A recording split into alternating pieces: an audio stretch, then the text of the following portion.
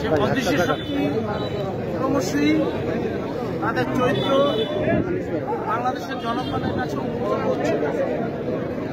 আপনারা নিশ্চয়ই দেখছেন মিরপুরে হত্যাকাণ্ডে যে হত্যাকারী তাকে এনসিবির উপর থেকে গ্রেপ্তার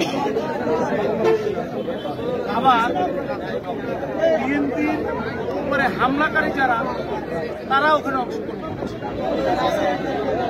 আমরা ইতিমধ্যে দেখতে পেয়েছি জামাত, শিবির, এনসিপি সহ অন্যান্য অনেক সংগঠন বিএনপির নামে বিএনপির শীর্ষ নেতা আমাদের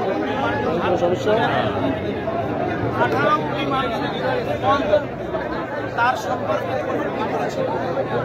আজকের আপনাদের মাধ্যমে আমরা বলতে চাই তাদেরকে নিঃশর্ত ক্ষমা চেতে হবে। তারেক রহমান সম্পর্কে যে করেছেন রুচিপূর্ণ বক্তব্য দিয়েছেন তাদেরকে নিঃশর্ত ক্ষমা চেয়ে জনগণের কাতারে আসতে হবে।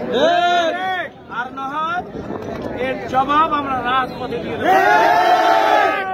আমাদের হাইকমান্ডের নির্দেশ দেশের জনগণের সাথে থাকুন, জনগণের পাশে থেকে জনগণের অধিকার আদায়ের জন্য আমাদের মাননীয় ভারপ্রাপ্ত চেয়ারম্যান জনাব তারেক রহমান নির্দেশ দিয়েছেন। আমরা তার নির্দেশে পালন করতে বদ্ধপরিকর।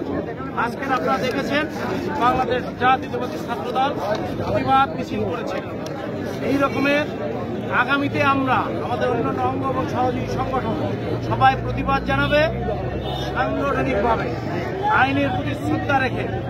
যদি তারা অনতিবিলম্বে তাদের এই ভুলের জন্য জাতির কাছে ক্ষমা না চায় তাহলে আগামী দিনে আমরা হাইকমান্ডের সিদ্ধান্ত নিয়ে তাদের অনুমতি নিয়ে সারা বাংলাদেশে তাদেরকে অবাঞ্ছিত আছি। আমরা ইনশাআল্লাহ থাকবো।